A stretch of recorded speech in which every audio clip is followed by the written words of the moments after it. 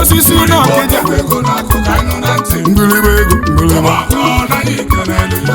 ị na-anụ ka ego na-ekwu udu adị akọ mmiri ngalanya odogwori mgbịrịgba mgbịrịgba mgbịrịgba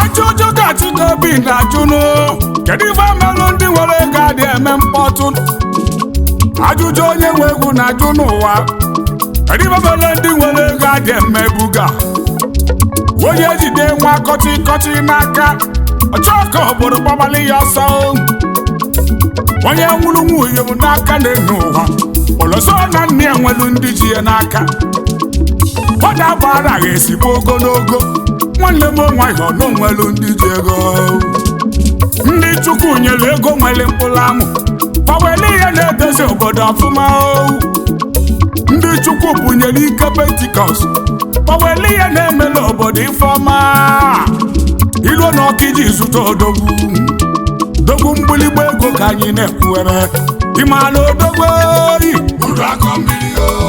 mana odogwu taa ọ bụrụ anụ na wido ya ọ bụrụla onye ị na-anụ ka ego si ekwu ronodogwu mgbịlịgba ego na mmanwụ abịa nwoke osisi n'Ọkịja yimo ndị karịga egwu mgbịrịgba odogwu ego na-atụrụ ụmụ Igbo ọgụ na anụghị udu akọ mmiri n'Ọkịja banye mgbịrịgba odogwu ego na-atụrụ Chikobi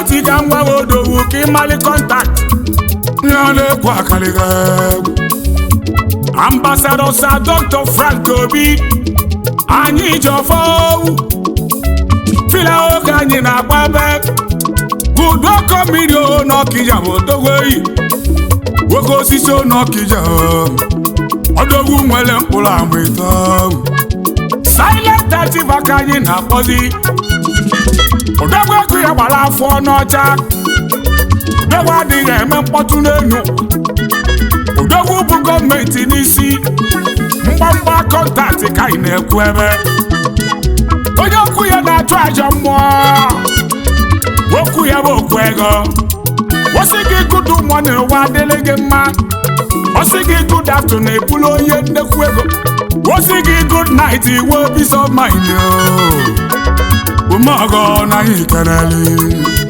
mgbịrịgba odogwu ego na-akụ unu anụghị odogwu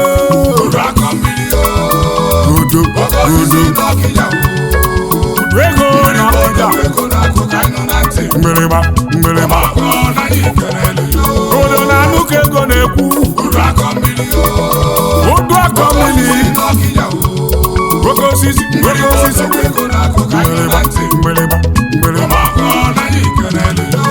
obodo gedo ntị ka m gụọlị gị ọkpọ odogwu ka ị nụrụ na ntị ka ịfụ ka odogwu si kwado ka ị dị humble ọ dị abụ agaghị esiwe ogologo n'ụwa ego nwelu ndị ji n'aka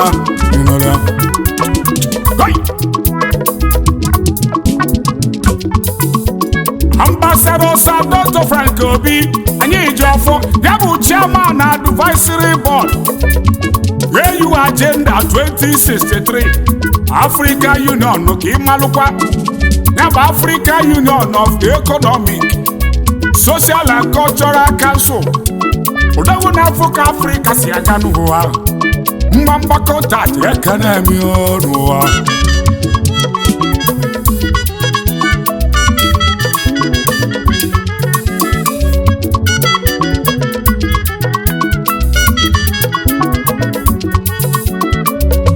odogwu bụ chairman Metro Frank Group Limited yo.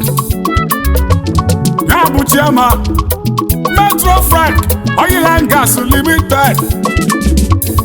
Ya bụ chairman Metro Frank Royal Susu Limited. Ya bụ chairman Metro Frank International Limited. Ya bụ chairman Metro Estate Nigeria Limited. Ya bụ chairman Frank Nobi Nigeria Limited. Ya bụ chairman executive officer Apartment 550 Hotel ndị ọcha na-alacha aka n'elu ụwa. Ịdara na airport ijemena bịa Apartment 550 ebe nlecha aka kwadoro ọfụma. Ọrụ ya nwe Metro Estate over 300 buildings na nje. Kedu maka Guzape Estate ebe ọkụ na-agala ọnụ, ebe ndị ọcha na-egwu nọ n'obodo. Ọrụ ya bụ landlord ndị ọcha na Nigeria. Odogwuo na yi keneleghị du akọ mmiri n'Ọkịja odogwoyi mmanwe gị gbara afọ n'ọcha. Nwoke Chukwu gọziri agọzi keneli bụ nwunye gị eyi ọsọdịeme nwanyị ọma owu Lady Anụ Ngozi eyi anyị ji ọfọ. Ya bụ CEO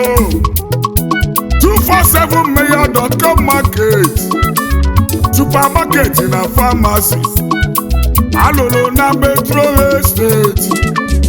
Nne mụrụ ụmụ dị mma ụmụaka 11 ka Chukwu ji wee gọzie ehi. Olise anyeli nnekwu ego n'ụwa uwele ọmụmụ gbalị ya aka. Ị nwere lọya na beghị, ị nwere doctors na beghị, ị nwere engineers na beghị, ị nwekwuru military na beghị, pharmacy na dị na beghị. Kedizi ibe a na-achọ achọ ụmụaka nwere bụ right future o. Onye bụ na mansion ya emesịa gosi unu Nkechika Obi maka na oso obolo nna m onye ọma o na m okenele. Nkọba ife iji gba ọgwụ egwu na-achị ya eji na ume ebe enwe koli gbaka zuwere ego ike maka onye nwere ego na onwere ego.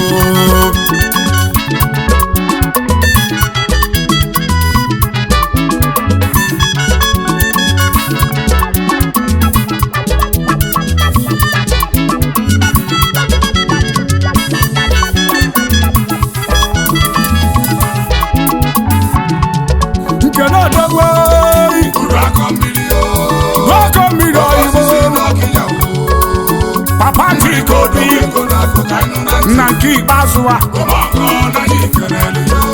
onye ọma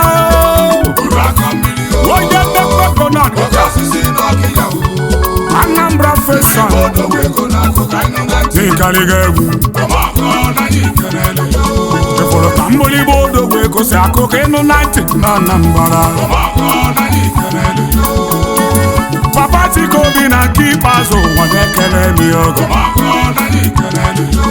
Onye amụrụ egwu mụ na na-egwu nkelele n'ọhịa adịrịghị mma. Ndị iji ego ole n'ụwa na isi ya kwanarị na ya ime ya dịka echi. Onyere nya gịkwa n'iro na asị ngịkwa n'iro na ọdịgọrọ gị mma.